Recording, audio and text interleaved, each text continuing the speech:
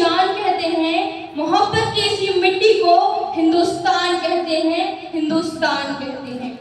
जो दुनिया में सुनाई दे उसे कहते हैं खामोशी, जो आंखों में दिखाई दे उसे तूफान कहते हैं। जो ये दीवार का सुराग है साहब, जो ये दीवार का सुराग है, चाइना, अमेरिका, पाकिस्तान की साजिशों का हिस्सा है, मगर हम इसे अपने घर का रोशनदान कहते हैं, रोशनदान कहते हैं। आदरणीय प्राचार्य एवं आदरणीय शिक्षकों एवं मेरे प्रिय साथियों, आप सभी को मेरा नमस्कार। मेरा नाम आस्था पटेल, मैं कक्षा 12वीं विज्ञान की छात्रा हूँ। सबसे पहले तो आप सभी को स्वतंत्रता दिवस की बहुत बहुत हार्दिक शुभकामनाएं। जैसा कि आप सभी जानते ही हैं कि आज हम यहाँ पर स्वतंत्रता दिवस मनाने के लिए एकत्रित हुए हैं। इसी स्वतंत्रता दिवस एवं राष्ट्र निर्माण के उपलक्ष्य में अपने कुछ विचार साझा करना चाहती हूँ।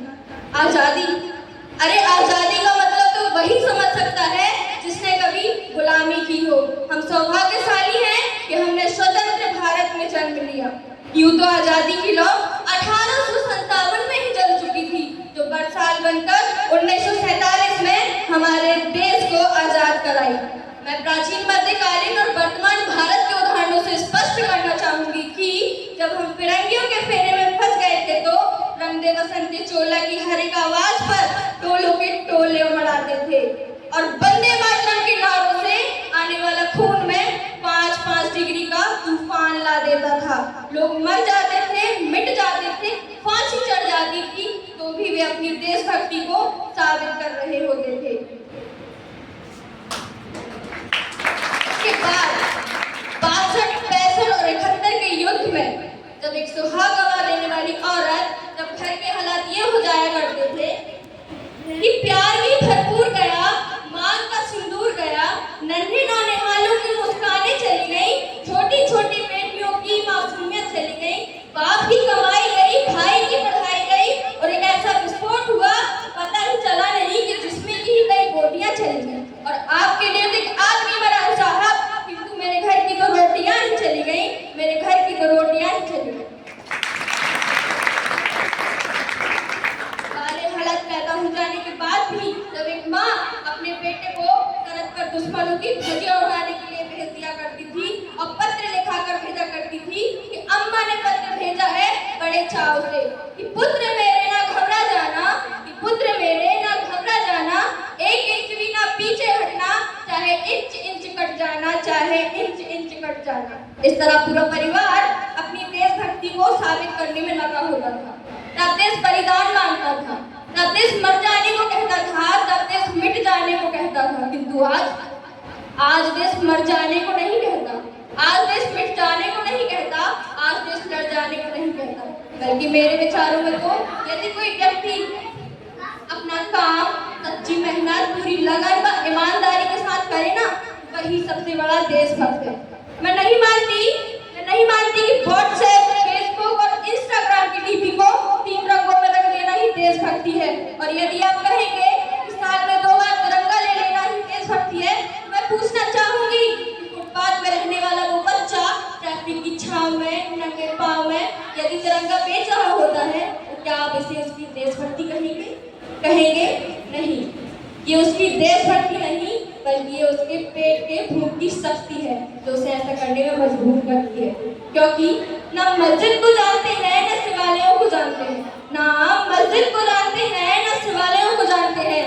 तो पेट के भूखे होते हैं ना साहब, वो केवल और केवल भोजन के निवालों को जानते हैं, भोजन के निवालों को जानते हैं।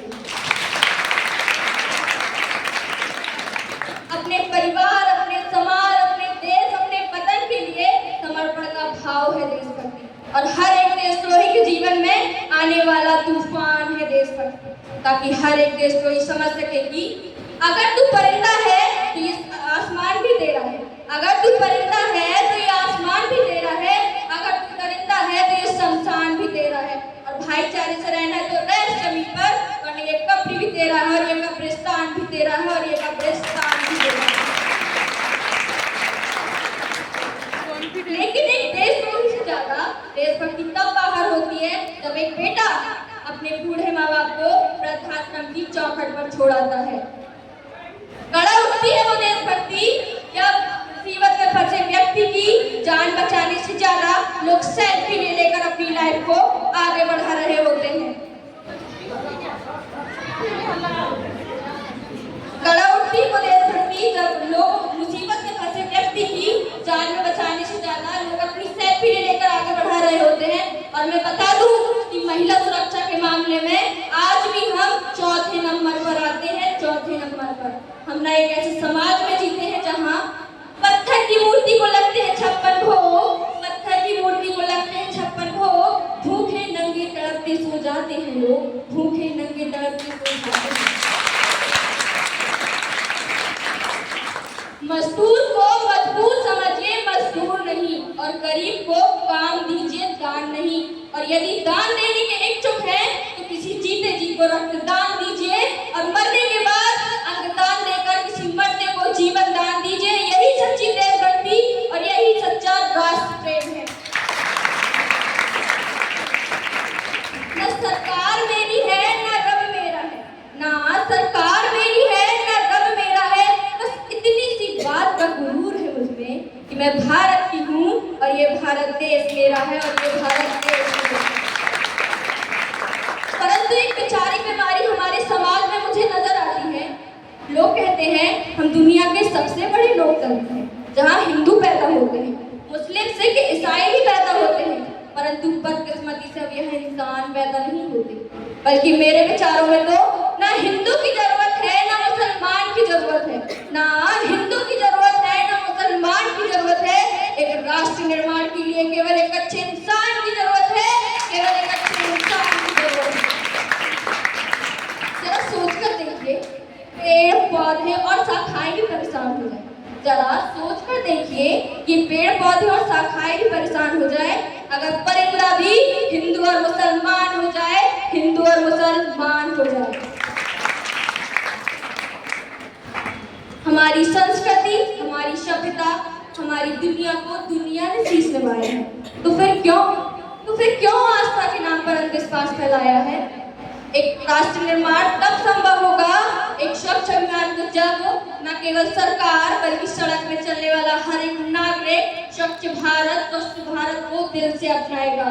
तब मैं आप सभी मिलकर हाथ बढ़ाएंगे। एक असल मायने में स्वच्छ भारत तब संभव होगा जब हम सभी मिलकर उसका साथ देंगे।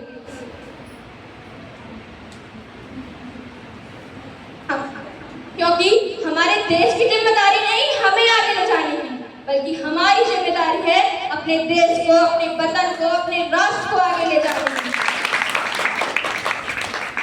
और मैं सैल्यूट करना चाहती हूँ सरहद में खड़े हर एक उस जवान को, हर एक उस किसान को और हर एक उस व्यक्ति को जो अपना काम पूरी मेहनत, ईमानदारी और पूरी लगन के साथ करते हैं, जिनके बिना राष्ट्र निर्माण की कल्पना करना भी असंभव सा प्रतीत होता है।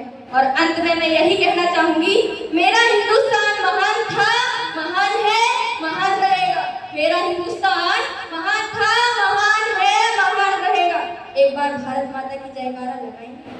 भारत माता की जय, भारत माता की जय, वंदे मातरम, वंदे मातरम। है सलामी इस तिरंगे को जिससे तेरी शान है सलामी इस तिरंगे को जिससे तेरी शान है। ऊपर इसको उठाए रखना जब तक दिल में जान है, जब तक दिल में जान है। अपने शब्दों को विराम देते हुए एक बार फिर से आप सभी को स्वतंत्रता दिवस की बहुत बहुत हार्दिक शुभकामनाएं। जय हिंद, जय भारत, धन्यवाद।